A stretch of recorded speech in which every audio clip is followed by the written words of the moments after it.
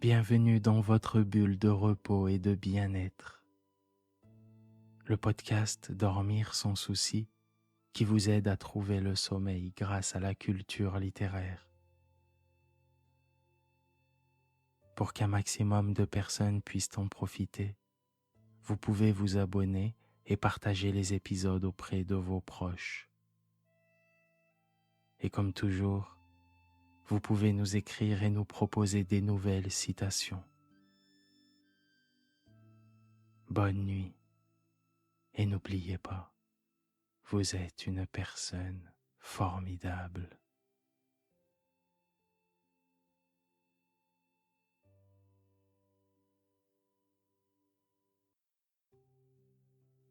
Notre citation du jour nous a été envoyée par Louis, notre abonné du Creusot. L'égoïsme des enfants est-il différent du nôtre? L'été à la campagne, nous maudissons la pluie qui tombe et les cultivateurs la réclament. Extrait du roman Le diable au cœur de Raymond Radiguet. Merci Louis.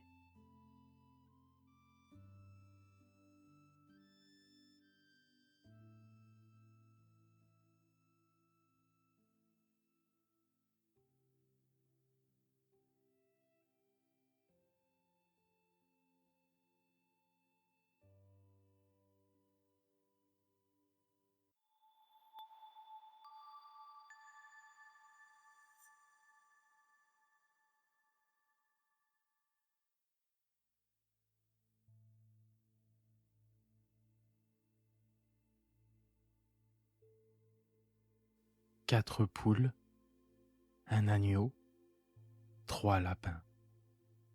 C'était toute la fortune de Madeleine, enfant de 13 ans, et seul appui d'une pauvre veuve qui avait encore 2 petits garçons en bas âge. Le père de famille était mort depuis 18 mois. La mère avait lutté de toutes ses forces contre le malheur, mais sa santé ébranlée la rendait inhabile aux rudes travaux de la campagne. Et d'ailleurs, ces jeunes enfants demandaient des soins assidus. Malgré son courage et sa bonne volonté, la misère menaçait la chaumière des orphelins. Ce n'était pas cette misère désespérante des grandes villes. Non. Il y avait toujours des roses dans le petit jardin, des parfums dans l'air, un tapis de verdure pour reposer les yeux. Ce n'était pas non plus cette pauvreté hardie qui se plaît à montrer ses haillons et son visage sombre pour attirer la pitié. Brigitte aurait abrégé le temps de son sommeil plutôt que de laisser ses enfants courir dans le village avec des habits déchirés. Au pantalon noir du bon petit Jacques, il y avait une pièce marron parfaitement mise et qui témoignait en faveur de la ménagère. Que faire cependant quand on est trop malheureux, quand les forces manquent, quand on ne peut plus suffire aux besoins qui se renouvellent tous les jours? Faut-il perdre toute confiance? Non, assurément, puisque la Providence est toujours là. Brigitte le savait bien.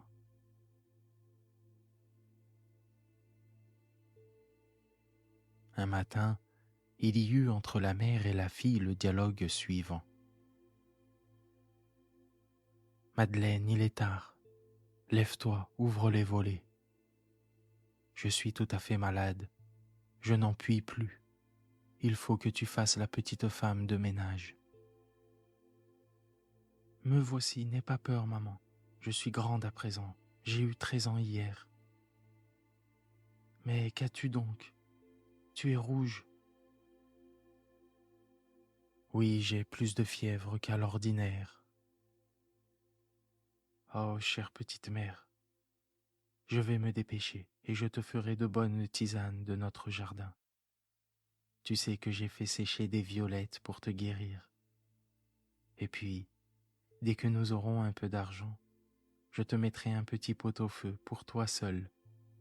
Et tu verras, ce sera comme du velours sur ton estomac. Quand nous aurons de l'argent, oui. Mais comment en gagner? Je suis trop malade et tu es trop jeune. Ah que non. Laisse-moi faire, maman. J'ai des idées qui roulent dans ma tête. Tout s'arrangera. En parlant ainsi, Madeleine ouvrait les volets et respirait l'air frais et sain de la campagne, qui à cette heure matinale réjouit le cœur.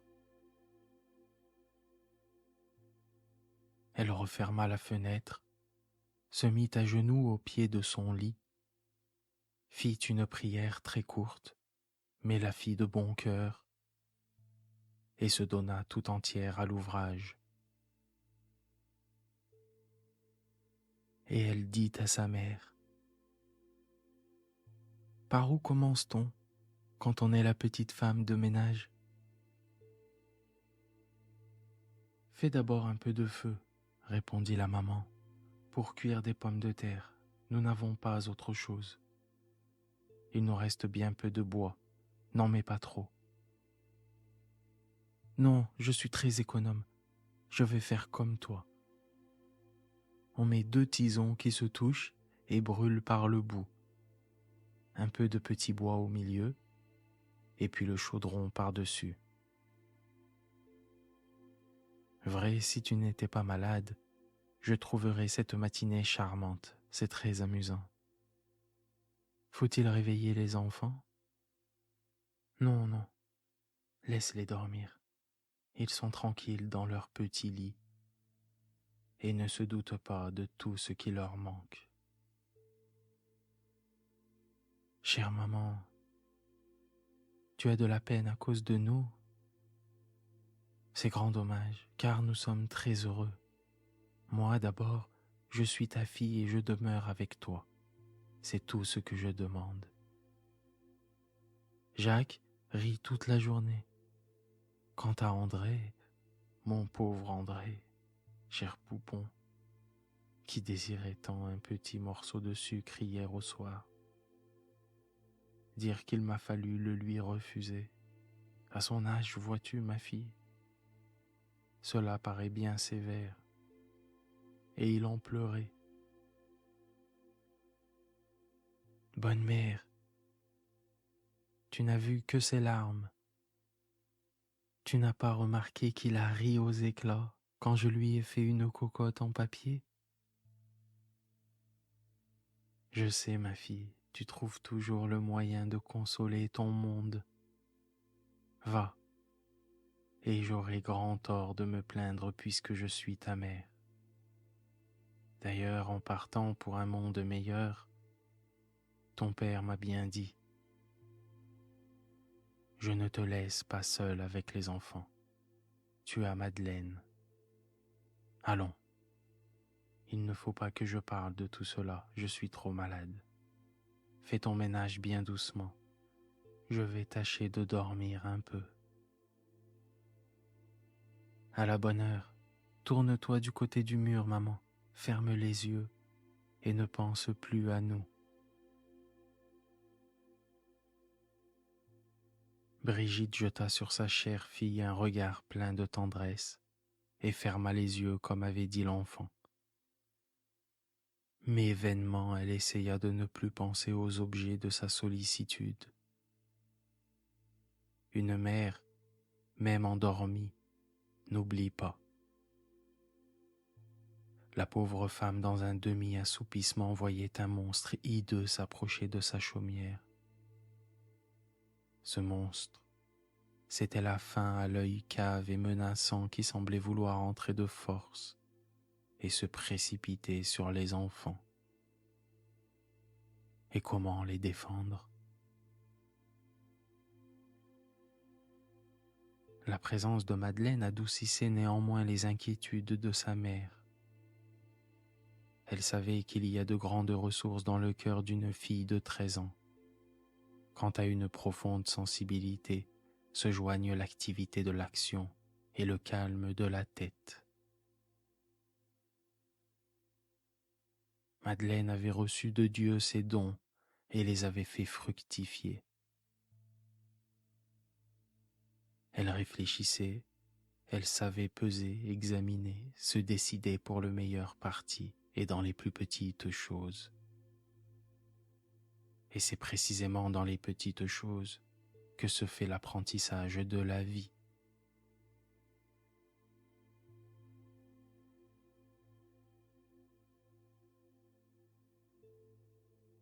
La bonne Madeleine avait ce matin-là double mérite d'être en si belle humeur et de commencer si volontiers sa journée de ménagère, car c'était la fête d'une sainte. Toutes les petites filles revêtaient leurs plus beaux costumes, et elles se groupaient sur la place, regardant d'un air ébahi les joyeux apprêts qui tous les ans à pareil jour faisaient battre les cœurs. Il y avait des chevaux de bois, des boutiques, un polichinelle, un tir, un géant, un veau à 2 têtes et plusieurs autres raretés du même goût, tout aussi jolies.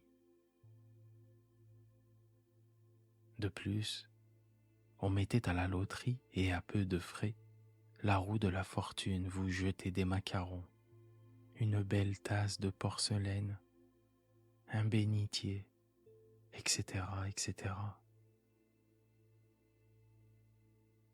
C'était à faire tourner la tête de joie et de plaisir. Le garde champêtre lui-même avait quitté son air sérieux pour en prendre un autre qui valait mieux 100 fois. Il se pinçait les lèvres pour ne pas rire, et riait tout de même, car ses propres enfants participaient à la joie commune. Et le Perle noir était de ceux que la joie rend indulgents et meilleurs. D'ailleurs, les habitants de ce hameau fort éloigné des grandes villes étaient rarement en contradiction avec la loi. Et le Perle noir, à part son regard inquisiteur et son maintien roïde et fâché, n'avait ordinairement rien à faire. 2 ou 3 culbutes par semaine en sortant de chez le marchand de vin, un coup de pied, 3 ou 4 coups de poing, c'étaient les seuls délits connus en ce petit endroit ignoré du reste de l'univers. Aussi n'y était-il jamais question d'amende, de voleurs, de prison, ou de toutes ces vilaines choses que les journaux racontent et qui font passer de très mauvaises nuits à leurs abonnés.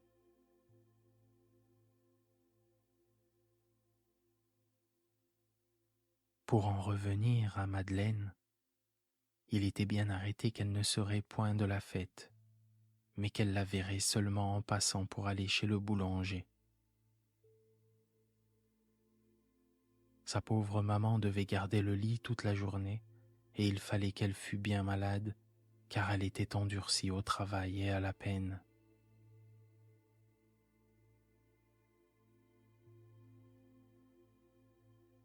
Madeleine sentit une émotion inaccoutumée au premier son du tambourin. Elle sauta involontairement, mais son bon cœur lui dit qu'à cause de sa maman malade et malheureuse, il ne fallait même pas penser à la fête.